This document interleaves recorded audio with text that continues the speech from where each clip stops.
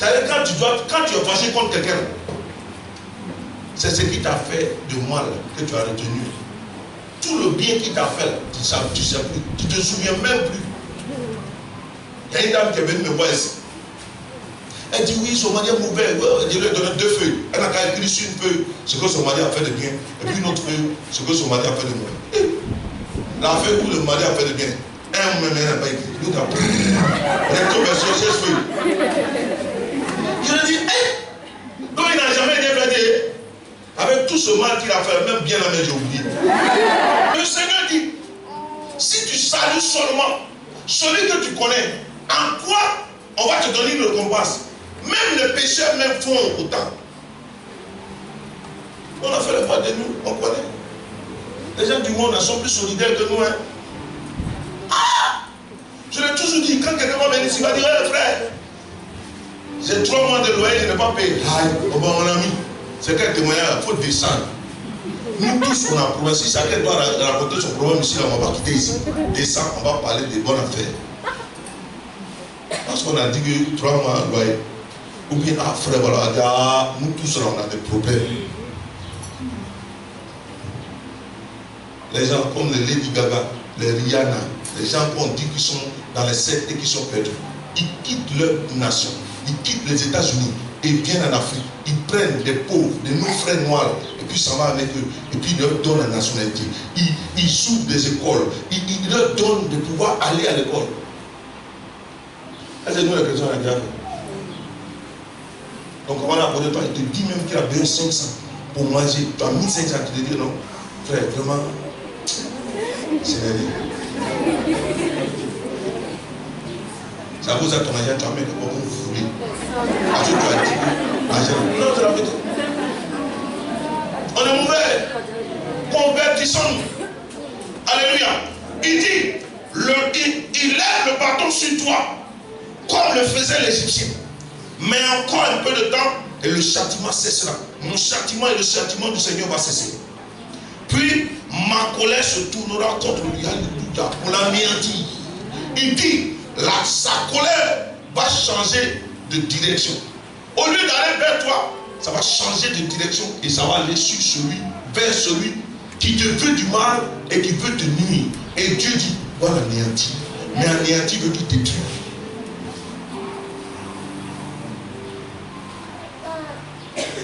L'Éternel des armées agitera le fouet contre lui. Comme il frappa Madian au rocher d'Oreb, et de même qu'il leva son bâton sur la mer, il le lèvera encore, comme en Égypte. Il a levé le bâton en Égypte.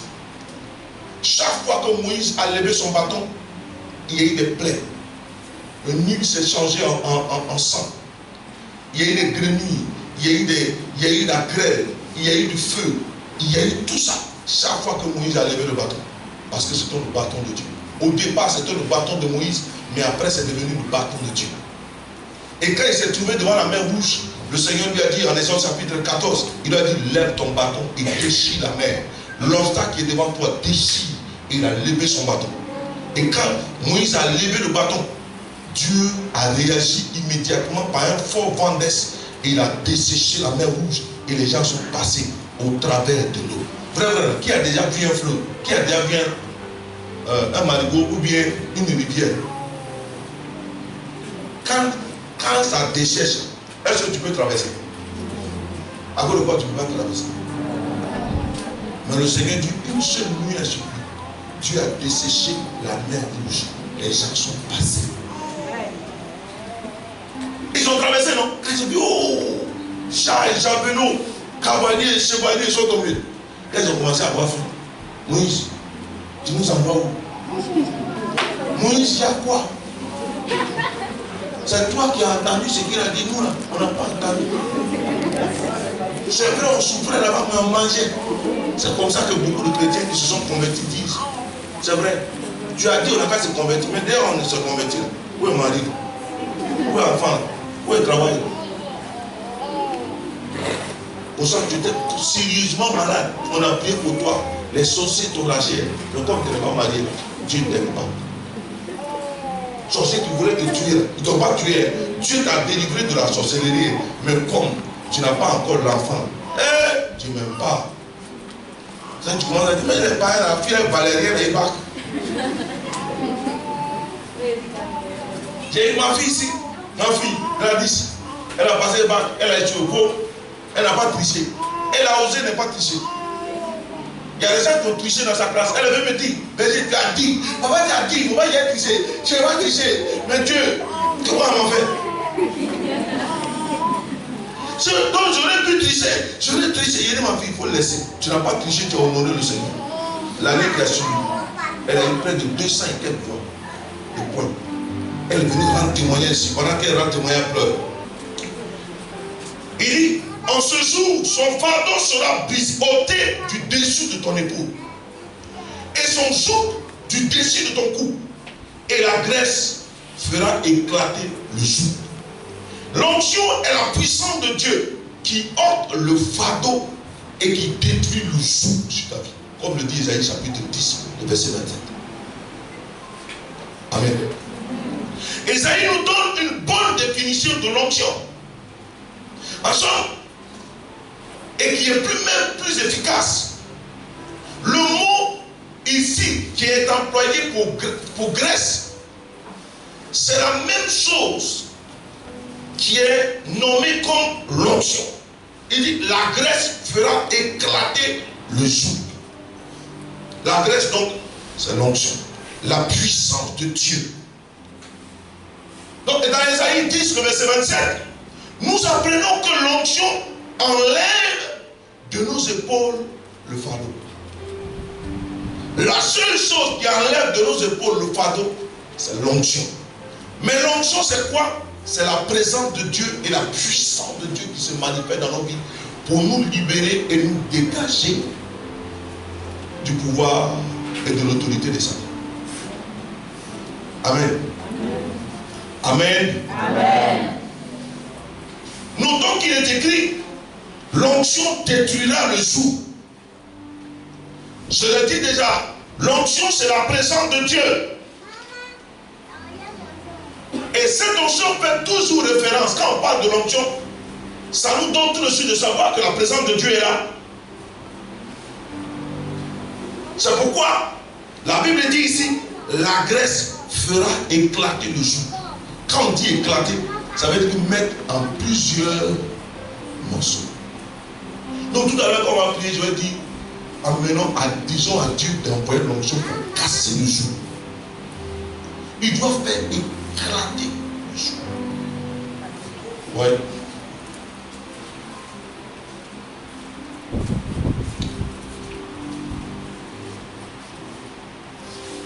Donc le joug éclate. Chaque fois que la présence du Seigneur se montre, quelque chose de merveilleux se produit.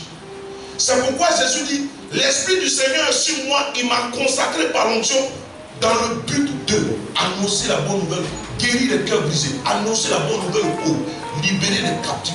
C'est parce que l'onction est sur la vie de Jésus qu'il est capable d'agir. Et c'est parce que Dieu a qualifié Jésus d'une onction particulière qui fait que quel que soit le mal que tu peux avoir, quelle que soit la situation dans laquelle tu peux être, lui seul est capable de te sauter de là. Mais il nous donne cette même onction.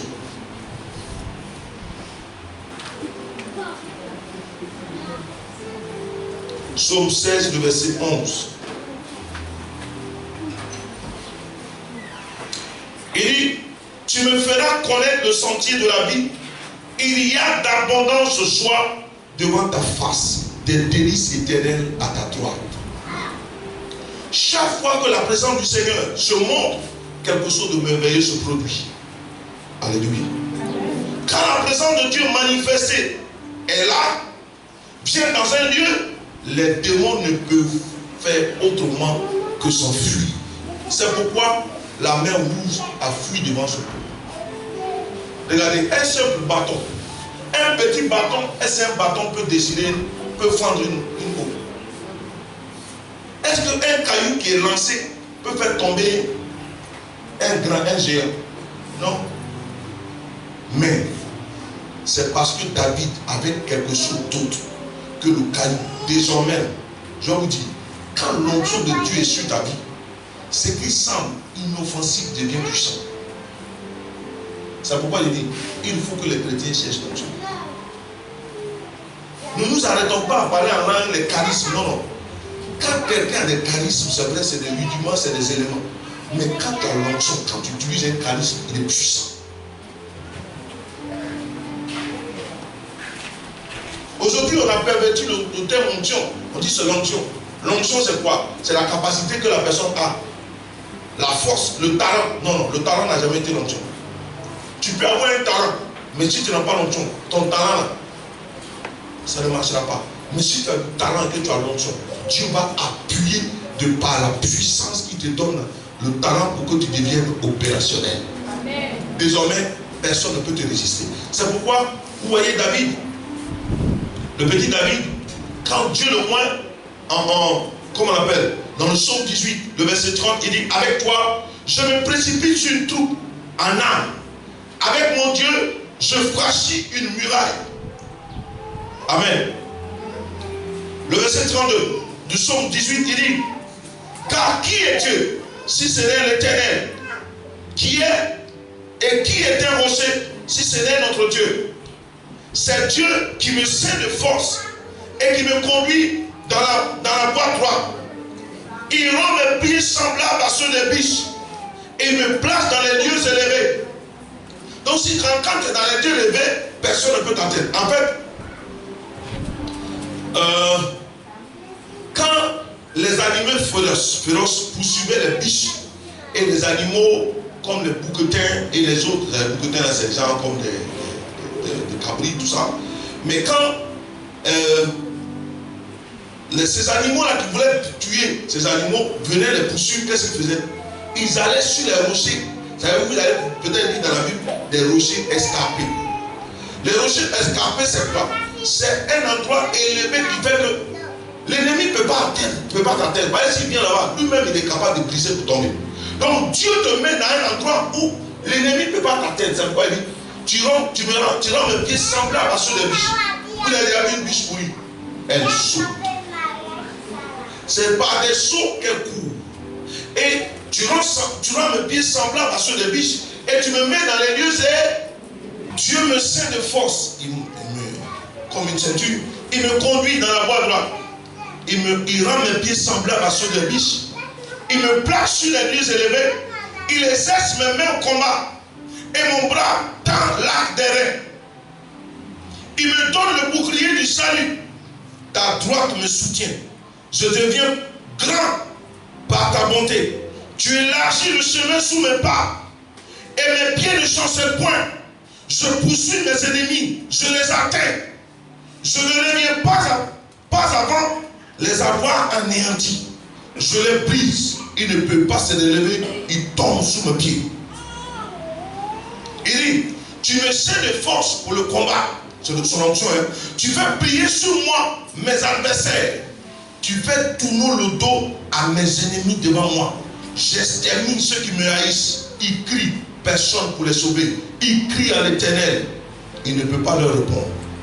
Je les bois comme la poussière qu'emporte le vent. Quand l'onction est dans ta vie, tu as la victoire. Quand l'onction de Dieu est dans ta vie, tu as la victoire. Amen. Sur tes ennemis. Ils ne pourront pas t'atteindre, tu vas les poursuivre, tu les frappes, puis tu prends tout ce. C'est pourquoi David est capable de poursuivre un lion, il attrape le lion, il frappe le lion, puis il revient. Il dit qu'il s'est battu contre le lion, puis ours. Un ours, quand il fait comme ça, il peut déraciner un arbre. Mais David qui frappe l'ours. Toi, tu as quelle force pour frapper un lion? Qui est déjà allé aux eaux? Petit lion maigrelet qui est là-bas. Là. Tu as peur de lui. Mais David, un lion qui est dans sa vigueur, le poursuit, le frappe, et puis il prend la brebis. S'il n'a pas quelque chose d'autre, mais c'est la même puissance que Jésus dit en Actes chapitre 1, le verset 8. Vous recevrez une puissance, celle du Saint-Esprit, survenant sur vous pour que vous soyez un témoin. Donc l'onction, quand elle va venir sur toi, elle va te donner la capacité et l'habilité. Qu'est-ce que tu veux? Le bébé, c'est ça, c'est petit. Bas, c'est petit. Elle dit, c'est pas petit. Il y en a qui ont flashé. Mais je vais vous donner mon témoignage. L'année où j'ai fait l'expédition du Saint-Esprit, et j'ai accepté que le Saint-Esprit change ma vie, parce qu'effectivement ma vie a été changée. Alors, celui qui est en train de filmer, il était encore tout petit. Tout petit, tout petit. Quand j'ai eu mon bac, en 93, il y en a qui n'étaient pas connus. Des jeunes. Mais il a changé ma vie. Alléluia. Bon, ceux qui sont en terminale D savent que le problème, c'est sur 10 points. 10 points, mais 12 points. 12 points. Ouais. On a donné probabilité. Moi, probabilité, elle dit n'aime pas. Non, probabilité, elle dit pas faire l'exercice. Probabilité et puis suite. Donc, j'ai fait ça, t'appelles ça. Les attentes, il y a probabilité et puis suite.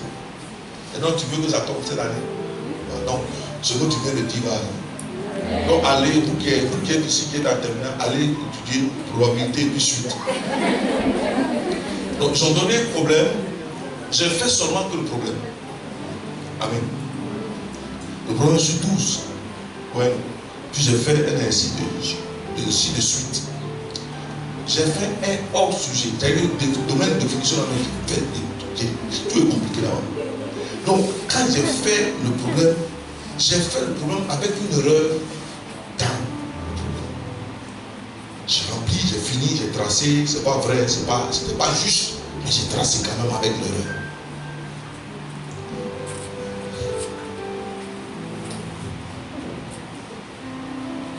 Quand on a envoyé la feuille courante, j'ai 12 en maths, il n'y a rien à faire. C'est le problème. J'ai fait avec hors sujet là, le projet là m'a donné mes 12.